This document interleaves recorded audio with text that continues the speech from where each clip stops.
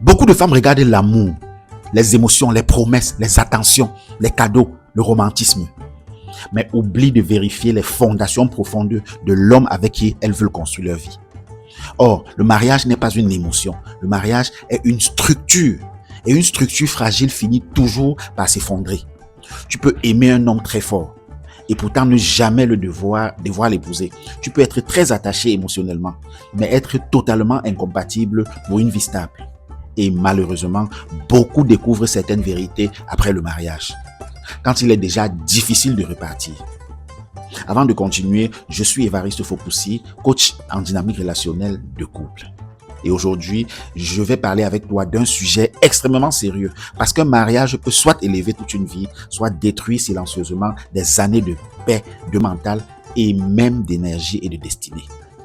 Alors aujourd'hui, je vais vous parler de 10 choses fondamentales qu'une femme doit absolument vérifier chez un homme avant d'accepter le mariage. Et croyez-moi, ces points peuvent littéralement changer toute une vie. La première chose, c'est sa capacité à gérer ses émotions. Un homme incapable de gérer sa colère est un danger potentiel pour la stabilité du foyer. Et attention, quand on parle de violence, ce n'est pas seulement frapper. Il y a des hommes qui détruisent par la parole, l'humiliation, les cris, les menaces, les silences punitifs, les intimidations et les réactions excessives ou paroles blessantes. Observe comment il réagit quand il est frustré. Observe-le quand il perd le contrôle d'une situation. Observe sa manière de parler sous pression. Parce qu'un homme peut être très doux quand tout va bien, mais le vrai visage sort souvent dans les moments difficiles. Le mariage amène des tensions, problèmes financiers, fatigue, responsabilité, enfants, frustration, des désaccords, bref. Et si l'homme ne sait pas gérer émotionnellement la pression, le foyer devient un terrain de guerre psychologique. La deuxième chose, sa relation avec la responsabilité. Est-ce qu'il assume ses actes ou alors est-ce qu'il accuse toujours les autres? Un homme qui ne prend jamais ses responsabilités devient très dangereux dans un mariage. Parce qu'à chaque problème, il cherchera un coupable au lieu de chercher une solution. Regarde comment il gère ses engagements. Est-il constant, fiable, sérieux ou alors tout dépend de son humeur? Le mariage exige de la stabilité mentale, comportementale. Une femme ne doit pas épouser un homme encore en guerre avec la notion de responsabilité. La troisième chose, sa vision de la femme et du mariage. Beaucoup de femmes tombent amoureuses sans jamais réellement connaître la vision profonde de l'homme. Certains veulent une épouse mais ne respectent pas les femmes. D'autres veulent une femme soumise mais refusent même la discipline. D'autres voient encore le mariage comme une prison, un contrôle ou une domination. Pose des questions profondes. Écoute ses opinions sur les femmes. Observe comment il parle de son ex par exemple. Observe comment il parle de sa mère, de ses sœurs, des femmes qu'il respecte ou alors qu'il méprise. Parce qu'un homme révèle toujours sa vraie vision dans sa manière de parler. La quatrième chose, son rapport à l'argent. L'argent détruit énormément de couples aujourd'hui, je vais vous le dire sérieusement. Pas forcément à cause du manque, mais souvent à cause de l'immaturité financière. Un homme peut gagner beaucoup et être incapable de construire.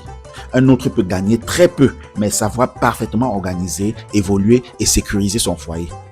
Vérifie toujours s'il est discipliné financièrement. Vérifie s'il sait planifier. Vérifie s'il vit uniquement dans les apparences ou dans la construction. Un homme qui dépense tout pour impressionner peut devenir un cauchemar après le mariage. La cinquième chose, sa cohérence entre parole et acte. Beaucoup d'hommes savent parler, très bien parler d'ailleurs. Mais le mariage ne se construit pas avec des promesses. Il se construit avec des comportements répétés. Une constance. Observe la cohérence. Est-ce qu'il fait ce qu'il dit? Est-ce qu'il tient ses engagements? Est-ce qu'il disparaît émotionnellement quand ça devient compliqué? Point d'interrogation. La cohérence est l'un des plus grands indicateurs de maturité. La sixième chose, sa capacité à communiquer. Un homme qui fuit constamment les discussions profondes crée énormément de frustration dans un couple. Le silence excessif détruit aussi les relations. Est-ce qu'il sait écouter? Est-ce qu'il sait dialoguer sans transformer chaque échange en conflit? Est-ce qu'il sait expliquer ce qu'il ressent? Est-ce qu'il sait entendre un désaccord sans devenir agressif? Point d'interrogation. La communication n'est pas un détail dans le mariage, c'est un pilier. La septième chose, son entourage. L'entourage d'un homme influence énormément sa mentalité. Regardez les hommes qu'il admire, regardez les conversations qu'il entretient, regardez les valeurs dominantes autour de lui. Un homme entouré uniquement d'amis irresponsables, infidèles ou destructeurs finit souvent par normaliser certains comportements toxiques. L'environnement façonne énormément les décisions. La huitième chose, sa fidélité dans les petites choses.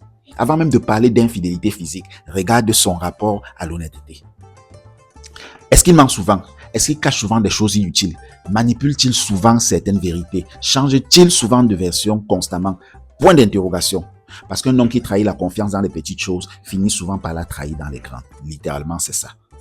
La confiance est l'un des capitaux les plus précieux dans un mariage. La neuvième chose, sa capacité à évoluer. Un homme parfait n'existe pas, les femmes. Mais un homme capable d'évoluer, ça change tout. Est-ce qu'il accepte les conseils? Est-ce qu'il travaille sur lui-même? Est-ce qu'il reconnaît ses erreurs? Est-ce qu'il cherche à grandir mentalement, émotionnellement et spirituellement? Le danger, ce n'est pas un homme imparfait. Le danger, c'est un homme fermé à toute remise en question. Parce qu'un couple qui dure longtemps est un couple où les deux personnes, je dis bien les deux personnes, continuent de grandir, pas une seule. La dixième chose, la paix intérieure que cette relation produit en toi. Et ça, beaucoup de femmes l'ignorent. Certaines relations créent constamment de l'anxiété, du doute, des pleurs, de l'instabilité émotionnelle, de la confusion ou de l'insécurité affective. Mais la femme continue parce qu'elle aime. Écoute-moi bien. L'amour ne doit pas constamment te détruire intérieurement. Oui, aucune relation n'est parfaite, c'est vrai. Mais une relation se nourrit de la paix, de la sécurité émotionnelle et de la sécurité puis de la stabilité psychologique. Si tu es constamment épuisé avant le mariage, imagine après. Le mariage amplifie souvent ce qui existe déjà. Et c'est pour cela qu'il faut arrêter de choisir uniquement avec le cœur. Choisissez avec la tête. Le cœur est puissant, mais il peut aussi être aveugle. Le mariage demande de l'observation, du discernement, de la lucidité et beaucoup de maturité émotionnelle. Et surtout, il faut arrêter de croire qu'épouser vite est forcément une victoire. Parfois, le plus grand succès n'est pas de se marier rapidement, mais d'éviter le mauvais mariage. Parce qu'un mauvais mariage peut bloquer une destinée entière. Alors prenez bien le temps d'observer. Prenez le temps d'analyser. Prenez le temps de comprendre la personne avant de donner un oui qui peut engager toute une vie. Et dites-moi en commentaire, selon vous, dites-moi quelle est la chose la plus importante à vérifier chez un homme avant le mariage. Je lis vos réponses et je vais répondre. Si cette vidéo peut aider une femme à éviter une grande erreur dans sa vie, partage-la massivement. Abonnez-vous également pour plus de contenu pour que nous puissions vous édifier davantage. Les contenus sur les relations émotionnelles. Retiens une chose et répète cela chaque jour en toi. L'amour ne te détruit pas. Ce qui est en train de te détruire n'est pas de l'amour.